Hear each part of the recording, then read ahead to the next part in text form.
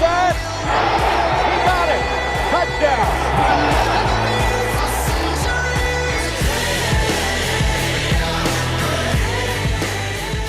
Welcome back to Drew Pearson Live. We have this week's Hail Mary hero, and she's Belinda Ramsey from Mothers Opposing Bullying. And she's going to tell us about this organization and how it all got started. And she's also a former Miss Texas in 2010. Welcome to the show, Belinda. Thanks for being with us. Thank you so much for having me. Well, tell us about how you got started with this M.O.B. Yeah, actually I attempted to start M.O.B, Mothers Opposing Bullying, several years ago, but the kids who were being bullied were ready, the victims, their parents, but the system was not ready, the legal system, nor was the schools ready. But finally, after, I guess, Columbine, the world woke up, and they said, this could be my innocent child, and everybody's on board with it now. I think we believe it's real.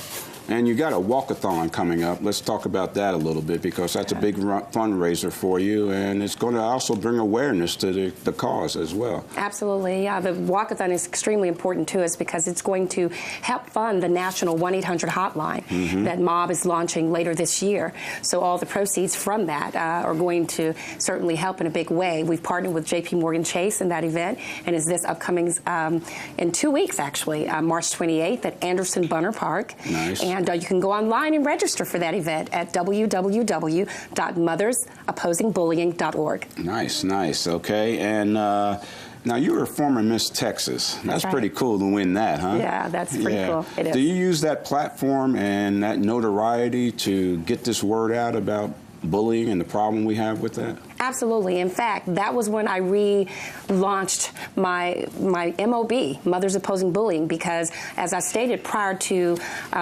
just here recently, people just thought it was kids being kids. So it was that opportunity that I reached back and grabbed my name of Mothers Opposing Bullying again and went sailing into the wind with that cause. And all of a sudden, the world wanted to hear what Miss Texas had to say. So the FaceTime, I definitely used it to my benefit. Nice. Now, were you bullied as a child yourself? Not horrifically. However, I have one incident that stands out in my mind, which made me extremely passionate towards kids that I saw that were being bullied. It would always amaze me that the adults around seem oblivious to it. They were even oblivious to when it happened to me. So yes, in one way I was, but I don't really claim that because there's kids that are really, truly bullied to the nth power, and I was not that child, but very sympathetic to them. Yeah, and I understand there's different types of bullying as well, right? Absolutely. And what are the different types? Well, there's anything from, harassment to social bullying, outcasting, certainly with cyberbullying. That's really had a big place now in our current lifestyle that, you can't get away from that. When we were children, you could get away from the bully. Finally, you go home and it was over. But now with cyberbullying, it follows you. And it can go viral in a matter of minutes. Yeah, and that's something that's hard to control, too, because what goes out on that internet, once we've hit send, we don't have a control over it anymore. And it's very difficult to keep an eye on our kids and what they're doing because they're, on that internet, and cyberbullying, I'm sure, is a big deal. Now, your foundation is, they deal with victims of bullying. And what do you do to help them? We offer free clinical counseling, and we're in the process of getting a bill enacted. I spent a couple weeks ago at the Capitol, and that bill, we got it on the books with Representative Anderson. We're pushing that bill to be voted on, and finally there's going to be accountability.